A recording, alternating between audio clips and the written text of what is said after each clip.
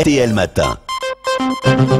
François Hollande est donc ce matin sur RTL. Il répondra dans 1 heure à vos questions au 3210, mais il répond maintenant aux questions d'Alain Duhamel et aux vôtres, Jean-Michel Apathy. Bonjour François Hollande. Bonjour. Nous sommes désormais entrés dans la campagne électorale pour l'élection présidentielle, même si tous les candidats ne sont pas encore connus.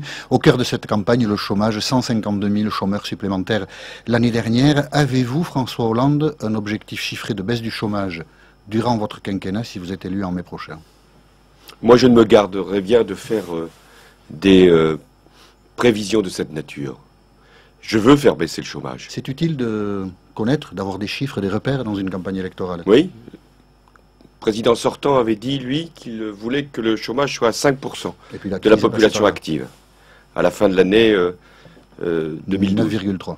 Nous en sommes à près de 10. Vous croyez que je vais faire la même chose ?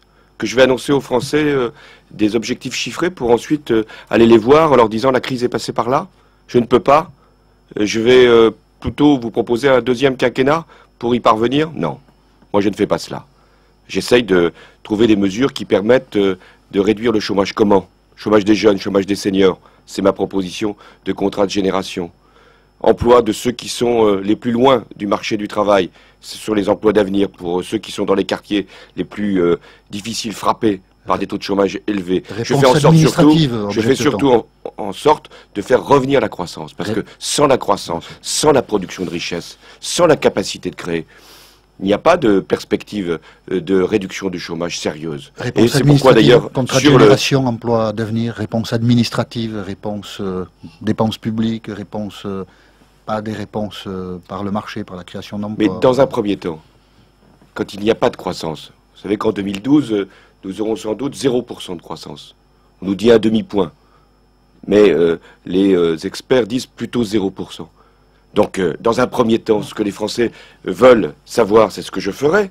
S'ils me donnent leur confiance au mois de juillet, je ne vais pas d'un seul coup, parce que je serai devenu président de la République, d'un claquement de doigts, dire la croissance est là. Elle ne sera pas de retour, donc je vais la préparer. Et donc, j'ai découpé, si je puis dire, mon quinquennat possible en 2 temps. Premier temps, les réformes de structure nécessaires, indispensables. Redressement des comptes publics, redressement de la production, réforme de la décentralisation, nouveau transfert de compétences vers les collectivités locales, grande négociation sur l'emploi, le travail. Tout ça prendra du temps avant de donner ses résultats. Et donc, dans l'attente, je prendrai des mesures pour l'emploi des jeunes. Je ferai cette disposition pour le contrat de génération, de façon à ce que les seniors restent dans l'emploi et que les jeunes puissent être recrutés en contrat à durée indéterminée. Heureusement qu'il faut prendre parfois des mesures fortes sur le plan administratif et politique. François Hollande, vous avez expliqué très souvent que les classes moyennes seraient épargnées par votre réforme fiscale. Alors, j'ai regardé, il est question de réforme du quotient familial, de progressivité sur les prix de l'énergie, de hausse de cotisation vieillesse, de charges sociales sur l'épargne salariale, plus tard de fusion CSG impôt sur le revenu. Bon, tout ça, ça concerne aussi les classes moyennes. Prenons quelques exemples, vous les avez cités. Quotient familial, il y a un plafond aujourd'hui, un peu plus de 2300 euros. Je le ramène à 2000 euros, c'est-à-dire que toutes les personnes, les ménages en l'occurrence, les familles qui sont au-dessus de 6 SMIC, seront épargnés, enfin celles qui sont au-dessus de 6 SMIC seront donc touchées par ce dispositif, perdront à peu près 300 euros, 6 SMIC. En dessous de 6 SMIC, il n'y aura aucun changement. Et même pour les personnes qui ne sont pas imposables, qui ont des enfants, l'allocation de rentrée scolaire sera augmentée de 25%. Voilà la justice. Charge sociale sur l'épargne salariale, par exemple, ça concerne beaucoup de gens. Mais ça, c'est une disposition qui est celle fondée sur la justice. Vous avez un revenu par l'intéressement, par la participation, vous devez participer au financement des retraites. D'ailleurs, d'un certain point de vue, si cette mesure est prise, il y aura aussi à terme une amélioration des retraites, puisque ça voudra dire que ces revenus-là ont été appelés à cotisation. Et ce qui, moi, m'a laissé le plus incertain, disons, c'est l'idée d'introduire une progressivité sur les prix de l'énergie. Non, il ne s'agit pas d'une progressivité selon les revenus. Il s'agit de faire une progressivité selon la consommation. Forfait de base pour une consommation minimale. Et puis, lorsque vous consommez beaucoup d'eau, d'électricité, de gaz, eh bien, votre tarif progresse. C'est aussi un facteur d'économie d'énergie. Aujourd'hui, ce matin, il y a des augmentations de prix, par exemple sur les péages ou bien sur le gaz, etc. On sait que le prix de l'essence est exceptionnellement élevé en ce moment. Vous avez des recettes concrètes pour freiner ces prix? Il y a l'inflation, c'est de droite? Mais vous savez, lorsque le prix du pétrole augmente, ça augmente pour tout le monde, que vous soyez de gauche Oui, ou de droite, justement, pour tous alors, les gouvernements. alors, sauf que moi, j'ai fait fait une proposition. Je dis, dans ces moments-là où il y a Oui, une tension oui. particulière sur les prix, il faut calmer le jeu, voir les marges avec les distributeurs. J'ai dit donc, blocage du prix de l'essence pendant 3 mois. Et puis, introduction d'un mécanisme que chacun peut comprendre. Est-ce qu'il est normal que l'État gagne des recettes fiscales lorsque le prix de l'essence augmente à la pompe? Je dis non. Donc il faut récupérer ce que l'État gagne indûment, puisque la TVA, qui va d'ailleurs augmenter, la TVA est fonction du prix Mais de l'essence. ça, c'est un système, c'est un cliquet provisoire ou c'est quelque chose qu'on peut un peu généraliser?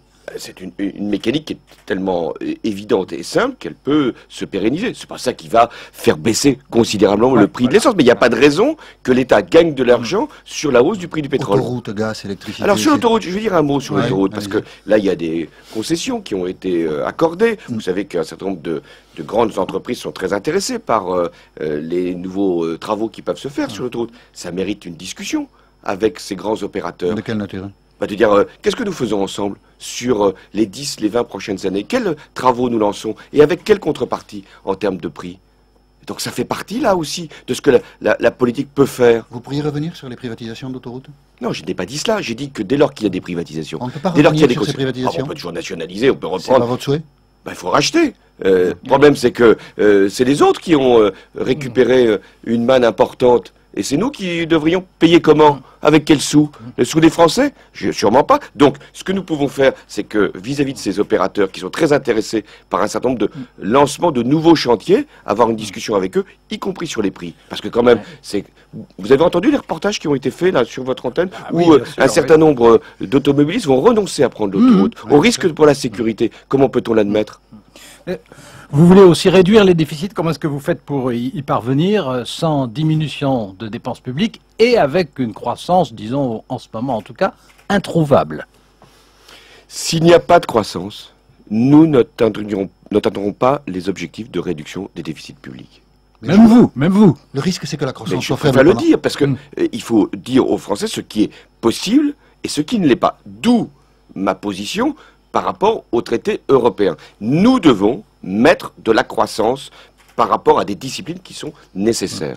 Autant je suis favorable à ce que nous retrouvions l'équilibre de nos finances publiques à la fin de l'année 2017, avec une étape très importante en 2013, autant je dis qu'il faut mettre de la croissance. La croissance en France, redresser la production, la croissance en Europe. Comment allons-nous faire s'il y a une croissance raisonnable?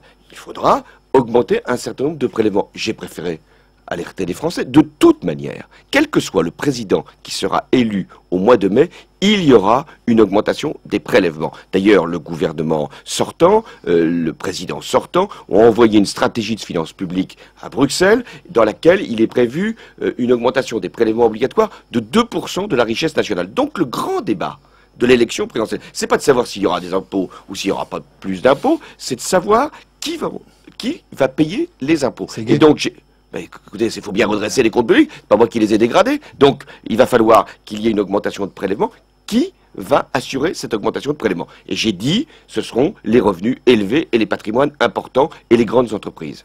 Et en tout cas, pas une très grande majorité de nos concitoyens. Et qu'est-ce que nous propose le président sortant? Une augmentation de la TVA. Vous avez donc là tout à fait le résumé de ce que va être le débat dans l'élection présidentielle. Le président sortant, candidat sortant, va augmenter les prélèvements sur tous les Français. Et si les Français me donnent leur confiance, je n'augmenterai les prélèvements que sur ceux qui ont reçu beaucoup de cadeaux fiscaux depuis 5 ans et qui ont les plus gros revenus et les plus importants patrimoines. Vous parliez des déficits, François Hollande. 25 des 27 pays européens se sont entendus lundi à Bruxelles pour les limiter très strictement. C'est inscrit dans un traité désormais. Il ne faudra plus dépasser, selon certaines normes, des déficits. Il ne faudra plus retrouver des déficits comme on en a beaucoup connu en Europe. La parole de la France est engagée, a dit hier Alain Juppé, le ministre des Affaires étrangères. Si vous êtes élu en mai, la parole de la France est engagée quand même. Le traité sera signé dans quelques semaines. Il ne sera pas ratifié. Non. Je rappelle que ce n'est pas le président de la République qui ratifie les traités. C'est le Parlement. Le Parlement donc sera renouvelé pour ce qui concerne l'Assemblée nationale au mois de juin. Et c'est le Parlement qui, au mois d'octobre, aura à ratifier ce traité. Et vous Pour ce qui me conseilleriez au concerne, Parlement de ne j'ai pas le prévenu ratifier. nos partenaires. Je suis candidat à l'élection présidentielle, je ne suis pas élu. Ce sont les Français qui vont décider. Si les Français me choisissent, j'ai prévenu nos partenaires, et notamment notre partenaire allemand, j'ai dit que nous respecterons nos engagements en matière de discipline budgétaire. Je présenterai une loi de programmation de retour à l'équilibre pour les finances Et publiques. donc la ratification du traité. Mais pour le traité, j'ai dit, s'il n'y a pas une dimension de croissance, de soutien de l'activité et de l'emploi, et d'une coordination efficace des politiques économiques, nous ne pouvons pas, en l'état, reprendre ce traité. Ça ne sera pas une incertitude sur les marchés, ça ne risque pas de nous coûter cher quand on voudra emprunter. Mais qui nous dit que nos partenaires ne vont pas ajouter, améliorer, compléter, négocier sur ce point une disposition qui permettra à la croissance de revenir. Moi, je pense que le vote du peuple français nous sera précieux, utile à la France et utile à l'Europe, parce que de toute façon, je l'ai dit à Alain Duhamel, s'il n'y a pas de retour de la croissance, il n'y aura pas simplement en France, partout ailleurs, de retour aux équilibres nécessaires des finances publiques. Petite phrase de Nicolas Sarkozy hier devant les parlementaires de l'UMP. Je suis l'ennemi de la finance, avec ça on va bien manger à midi. Ça vous visait, ça, François Hollande, qui est l'ennemi de la finance. Je ne sais pas qui a pu prononcer ces propos. Nicolas Sarkozy. Nicolas Sarkozy. Très bien, Je qu'il vous le le fasse dis. publiquement. Mais c'était pratiquement public, puisque les témoignages sont multiples, il l'a dit devant Eh les bien, parlementaires. Je suis l'ennemi de la finance, avec ça on va bien manger à midi. oui, Il eh se bien, moque de vous. écoutez, si on pense que c'est la finance qui doit régir les États, continuons. Non, je crois que ce que voulait dire le Continuons. président, c'est Je ne que... sais pas si ce qu'il voulait dire, mais en tout cas, s'il n'y a pas une volonté politique forte Ouais. pour dominer les mouvements spéculatifs sur les marchés, pour mettre l'économie en ordre, c'est-à-dire sans turbulence, s'il n'y a pas une volonté de lutter contre ce qui a été fait, les produits financiers toxiques, sur une forme de spéculation qui vient des paradis fiscaux ou des fonds spéculatifs, moi je ne le veux pas.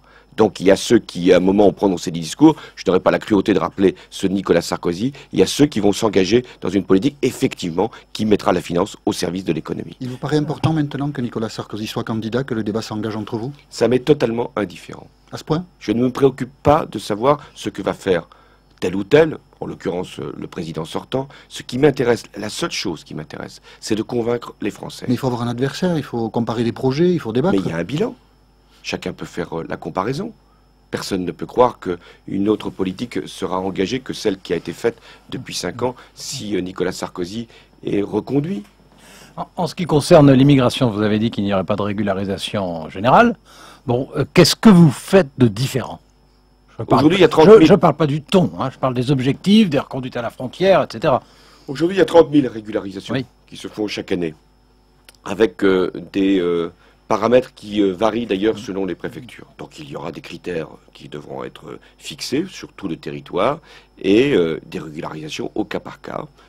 Celles et ceux qui peuvent, parce qu'ils ont construit une famille ici, ont un travail, en l'occurrence plus ou moins clandestin, et sont en France depuis longtemps, seront régularisés comme ils doivent l'être, et ceux qui ne le seront pas, seront raccompagnés et reconduits. C'est la règle dans une république Rien de organisée. très différent alors de ce qui se Si. par rapport à ce qui se passe aujourd'hui. D'abord, nous aurons une transparence, une objectivité des conditions, plutôt que ce sentiment que celui-là peut l'être et celui-là ne l'est pas, avec un arbitraire. Deuxièmement, moi je n'ai pas besoin de stigmatiser les immigrés pour mener une politique de maîtrise des flux. Vous conserveriez un ministère de l'immigration?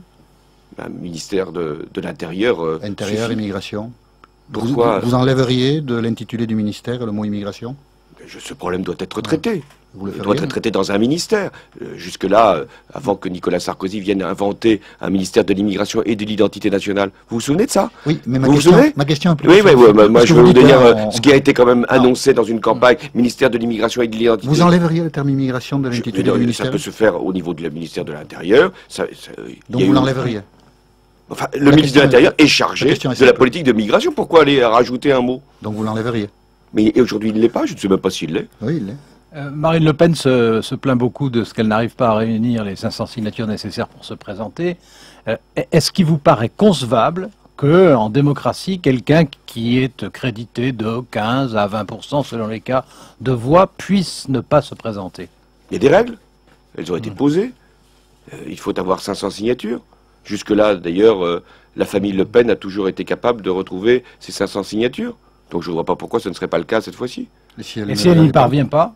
Mais c'est pas moi qui vais lui donner, quand même. Non, c'est pas la question. Mais est-ce que ça vous paraît satisfaisant Mais pour écoutez, les conditions de l'élection à laquelle vous participez? Quand cette règle a été posée, En 76. elle n'a pas suscité de débat particulier. Elle n'a pas empêché des candidats de se présenter. Donc, il y a une candidature qui, dans les sondages, fait un certain nombre d'intentions. Les maires qui pensent qu'elle doit, Madame Le Pen, être candidate, lui apporteront leur parrainage. Les maires qui ne le pensent pas ne le feront pas. Mais je ne vais pas ici dire, vous savez, il y a une règle, mais le mieux, ce serait qu'elle ne s'applique pas. Mais non, il y a une règle, elle s'applique. Vous entendez, comme nous, l'UMPS? Non, je n'entends rien. On a peu confiance. On vous dit jamais ça? Non. Je sais pas, peut-être certains vous le disent. Oui, Moi, ce que les auditeurs, les ils vous le diront tout peut-être. à l'heure à 8h30. Moi, ce que les Français me disent, c'est qu'ils ne vont pas bien, que c'est dur, que c'est une réalité qu'ils n'acceptent pas, de ne pas avoir de vision de leur avenir, de s'inquiéter pour leurs enfants, de ne pas avoir le sentiment qu'il y a des règles et qu'elles sont appliquées. Cette manière de présider qui fait que, à 3 mois d'une élection, il est annoncé des mesures dont aucune, je dis bien aucune, ne sera appliquée avant le mois de mai. Oui, il demande qu'il y ait un changement. Alors après, quel changement? Qui peut porter le changement? Et donc ma responsabilité, c'est de dire, oui, un changement est possible, pas simplement un changement de président, un changement de politique. Et ensuite, il est nécessaire que ce changement réussisse pour la démocratie. Parce que si les alternances se succèdent, encore que ça fait 10 ans qu'on n'a pas vu une alternance en France, si les alternances se succèdent et que rien n'est modifié dans la vie de nos concitoyens, alors à ce moment-là, ils se poseront légitimement la question de savoir s'il faut aller chercher une autre force pour conduire le pays. Vous vous sentez prêt à gouverner aujourd'hui, François Hollande? Vous croyez que Vous êtes depuis prêt? plusieurs mois, je ne me suis pas préparé Je à ce pose la rendez-vous? question. Ça fait presque des années que je suis en mouvement. Et si je n'étais pas prêt, je ne me serais pas présenté. Moi, je ne suis pas dans l'improvisation. C'est pas à 2 mois ou 3 mois que j'invente une politique. Je ne sors pas de mon chapeau 2-3 propositions ou de ma poche pour faire bon poids dans l'élection présidentielle. Ce que j'annonce, je l'ai réfléchi depuis longtemps. Et puisque vous êtes préparé, vous avez déjà en tête, par exemple, le nom de votre Premier ministre. Vous dites, comme je suis pour la parité, il faut que ce soit une femme. Ou... Votre équipe est dans votre tête? Alain Duhamel, en cas de victoire, votre équipe est dans votre tête? Gagnons l'élection présidentielle.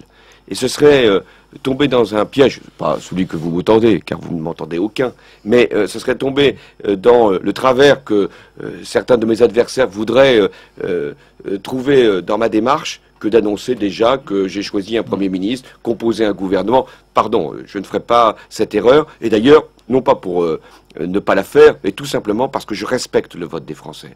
Parce que rien n'est joué, rien n'est fait, rien n'est acquis. Et tant qu'il n'y a pas une majorité de suffrages qui se sont portés sur mon nom, je ne parle pas des intentions de vote dans des sondages, eh bien moi je considère que tout est à démontrer. François Hollande, première grande interview à la radio depuis la présentation de son projet. Cela dit, c'est que la première mi-temps, on va vous offrir... vous avez raison, vous avez eu même des matchs comme Lorient-Lyon laissent quelquefois des surprises. Exactement, peut-être les surprises tout à l'heure à partir de 8h30 puisque vous nous allez faire le plaisir de dialoguer avec les auditeurs au 32-10 à partir de 8h30. À tout à l'heure, Monsieur Hollande.